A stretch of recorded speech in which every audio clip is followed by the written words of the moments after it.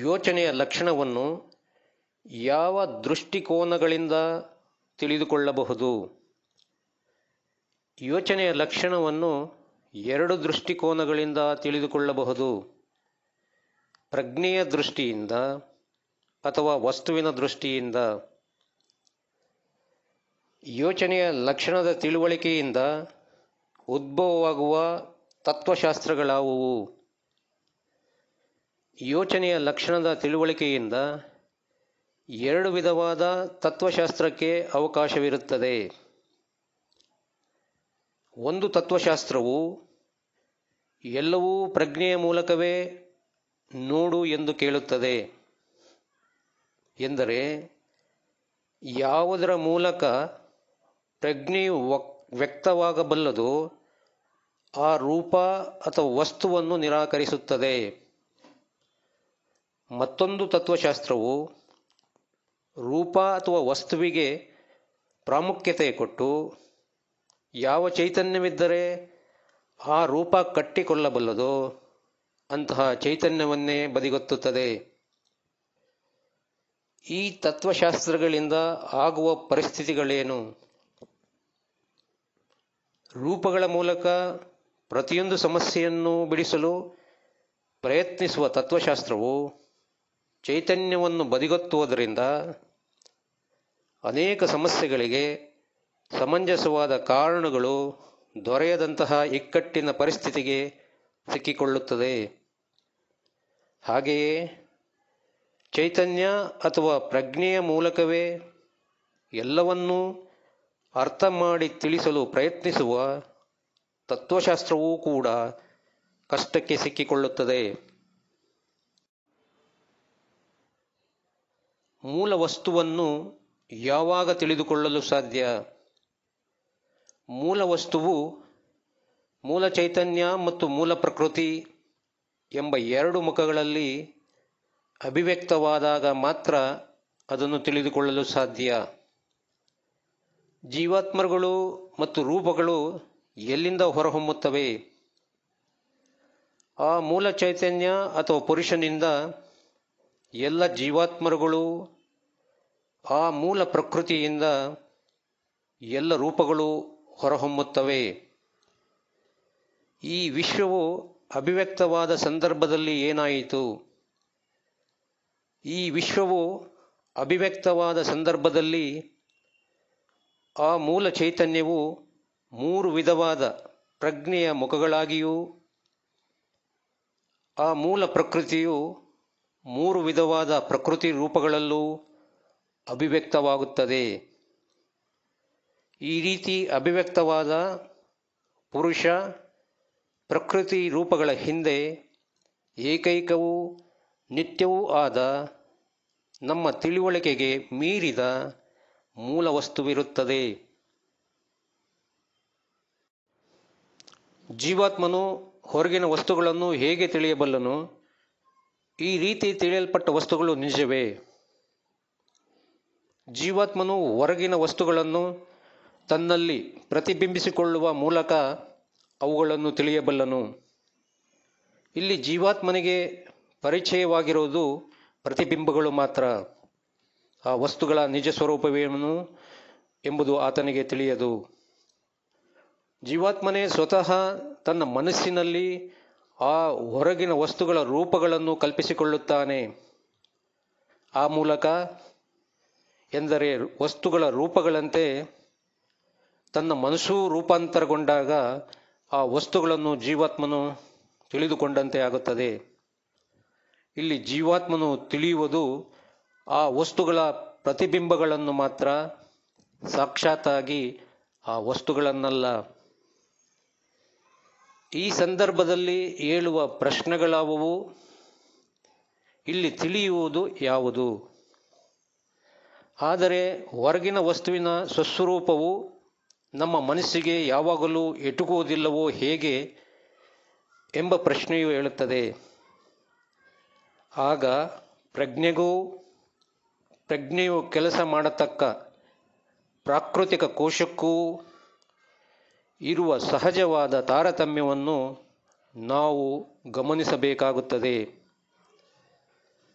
ಮನೋಮಯ ಕೋಶದ ಸ್ವರೂಪವೇನು ಎಂಬ ಪ್ರಶ್ನೆ ಏಳುತ್ತದೆ. ಏಕೆಂದರೆ ತಿಳಿಯುವುದು ಮನಸ್ಸಲ್ಲ, ಮನಸ್ಸಿನ ಮೂಲಕ ಕೆಲಸ ಮಾಡುವ ಪ್ರಜ್ಞೆಯು. ತಿಳಿಯುವುದು ಪ್ರಜ್ಞೆಯಾದರೆ ಆ ಪ್ರಜ್ಞೆಗೆ ಮುಂದೇನಾಗುತ್ತದೆ? ಜೀವಾತ್ಮನಿಗೆ ಇದರಿಂದಾಗುವ ಸಾಕ್ಷಾತ್ಕಾರವೇನು? ಯಾವ ಪೃಥಕ್ ಭಾವನೆ ಕೊನೆಗೊಳ್ಳುತ್ತದೆ? ಏನು ಒಂದಾಗುತ್ತದೆ?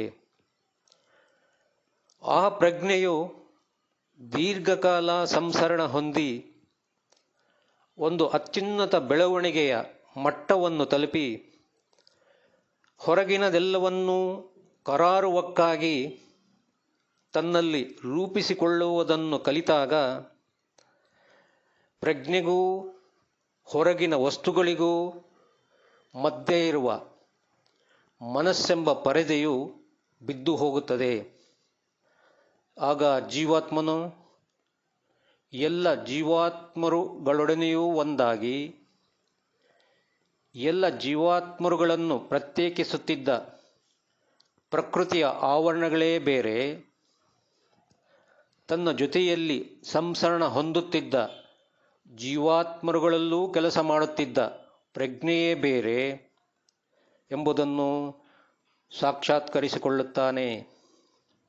ಆಗ ಎಲ್ಲ ಜೀವಾತ್ಮರುಗಳ ಪ್ರಜ್ಞೆಯೊಡನೆ ತಾನೂ ಒಂದಾಗಿ ತನ್ನ ಮತ್ತು ಅವರೆಲ್ಲರ ಮನೋಮಯ ಕೋಶಗಳನ್ನೆಲ್ಲ ತಾನಲ್ಲವೆಂಬ ಅನಾತ್ಮ ವರ್ಗಕ್ಕೆ ಸೇರಿಸುತ್ತಾನೆ.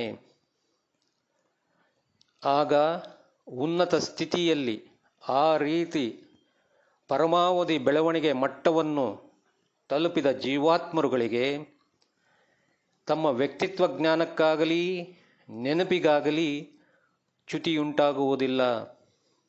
ಆದರೆ ತಾನು ಬೇರೆ ಇತರರು ಬೇರೆ ಎಂಬ ಪೃಥಕ್ ಭಾವನೆ ಕೊನೆಗೊಳ್ಳುತ್ತದೆ ಮತ್ತು ಜ್ಞಾತೃ ಜ್ಞೇಯ ಜ್ಞಾನ ಎಂಬ ತ್ರಿಪುಟಿಯು ಒಂದಾಗುತ್ತದೆ.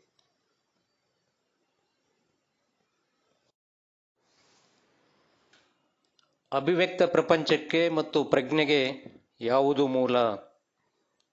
ಸ್ಪಂದವೆಂದರೇನು? ಅಭಿವ್ಯಕ್ತ ಪ್ರಪಂಚಕ್ಕೆ ಚಲನೆಯೇ ಮೂಲಾಧಾರವಾದುದು, ಪ್ರಜ್ಞೆಗೆ ಚಲನೆಯೇ ಮೂಲ. ಚಲನೆ ಇಲ್ಲದೆ ಪ್ರಜ್ಞೆ ಇಲ್ಲ. ಆ ಚಲನೆಯು ಪ್ರಕೃತಿ ಕೋಶದಲ್ಲಿ ಅಭಿವ್ಯಕ್ತವಾದಾಗ ಅದಕ್ಕೆ ಸ್ಪಂದವೆಂಬ ಹೆಸರು ಬರುತ್ತದೆ. ನಿರುಪಾಧಿಕ ಚಲನೆ ಅಥವಾ ಬದಲಾವಣೆಯನ್ನು ಕಾಣದ್ದು ಎಂದು ಏನನ್ನು ಕರೆಯುತ್ತಾರೆ?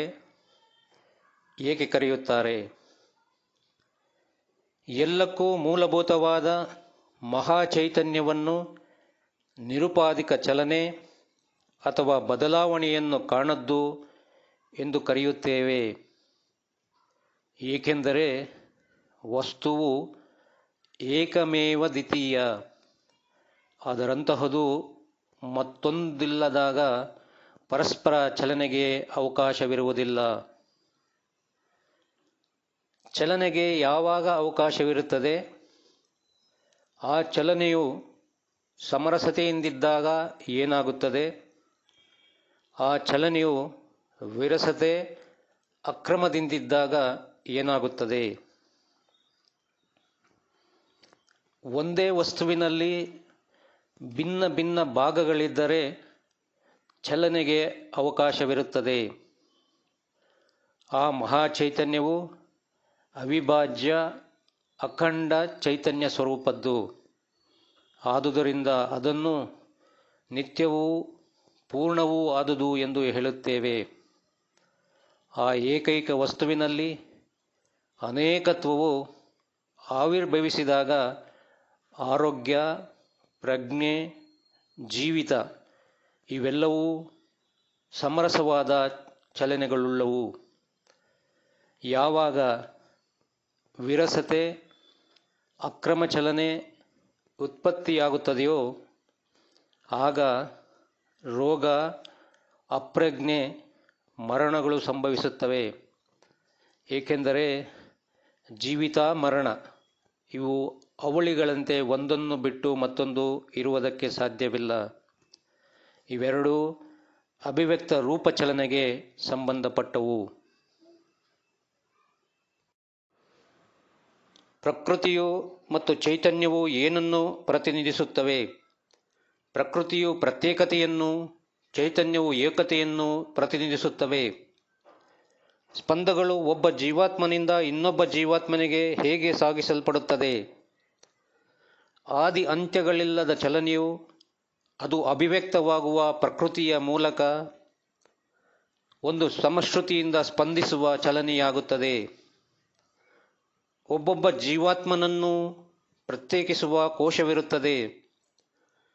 ಒಬ್ಬೊಬ್ಬ ಜೀವಾತ್ಮನು ಒಂದೊಂದು ಪ್ರಜ್ಞೆಯ ಕೇಂದ್ರದಂತೆ ಇರುತ್ತಾನೆ. ಪ್ರತಿಯೊಬ್ಬ ಜೀವಾತ್ಮನಿಗೂ ಕೆಳಗಿನ ಲೋಕಗಳಿಗೆ ಸಂಬಂಧಪಟ್ಟ ಪ್ರಕೃತಿಗಳಿರುತ್ತವೆ.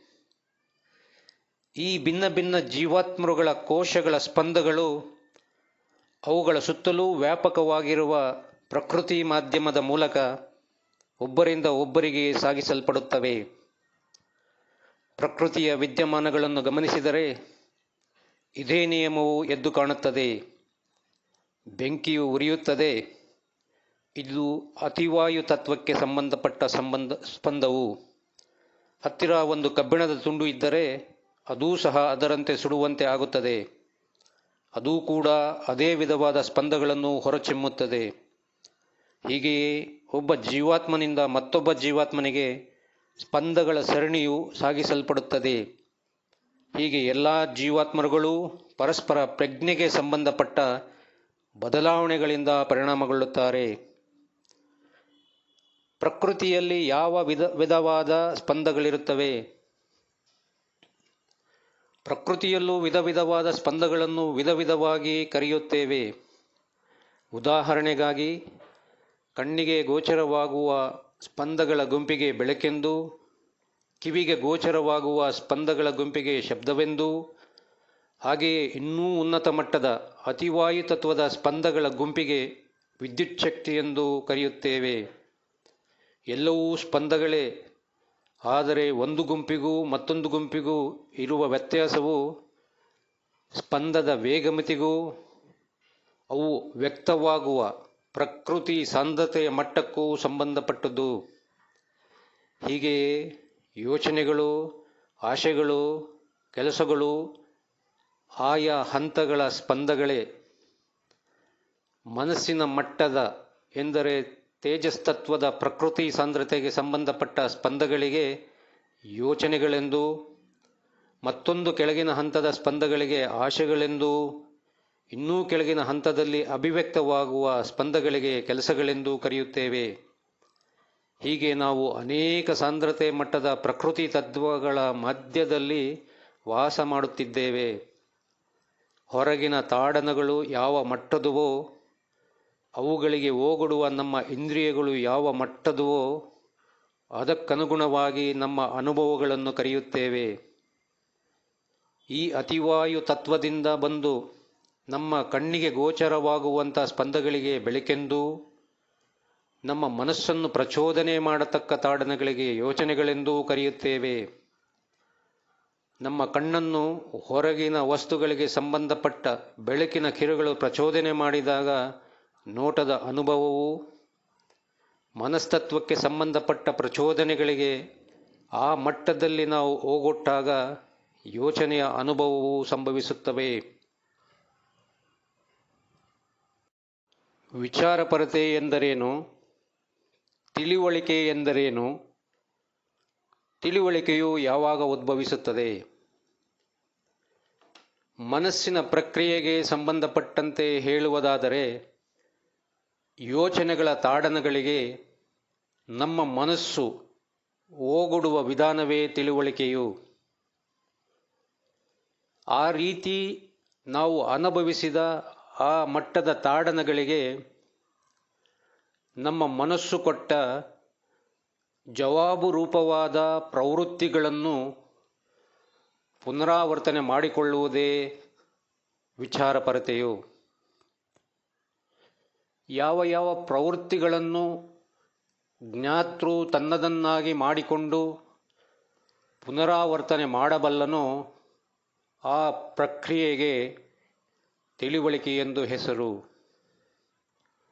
ಅನಾತ್ಮವು ಕೆಲವು ಮನಸ್ಸಿನ ಮಟ್ಟದ ತಾಡನಗಳನ್ನು ಕಳುಹಿಸುತ್ತದೆ. ಅದಕ್ಕೆ ಜವಾಬಾಗಿ ಜೀವಾತ್ಮನು ತನ್ನ ಮನಸ್ಸಿನ ಮಟ್ಟದಲ್ಲಿ ಪ್ರವೃತ್ತಿಗಳನ್ನು ಎಬ್ಬಿಸುತ್ತಾನೆ. ಆಗ ಆ ಅನಾತ್ಮದ ಭಾಗವನ್ನು ತಿಳಿದುಕೊಳ್ಳುತ್ತಾನೆ. ಜೀವಾತ್ಮನಿಗೂ ಆ ರೀತಿ ತಿಳಿಯಲ್ಪಟ್ಟ ವಸ್ತುವಿಗೂ ಮಧ್ಯೆ ಇರುವ ಆ ಮಟ್ಟದ ಪ್ರಕೃತಿಯು ಅವೆರಡಕ್ಕೂ ಎಂದರೆ ಜ್ಞಾತೃ ಮತ್ತು ಜ್ಞೇಯಕ್ಕೆ ಅನುಗುಣವಾಗಿ ಸ್ಪಂದಿಸಿ ಸಂಬಂಧವನ್ನು ಕಲ್ಪಿಸಿಕೊಡುತ್ತದೆ.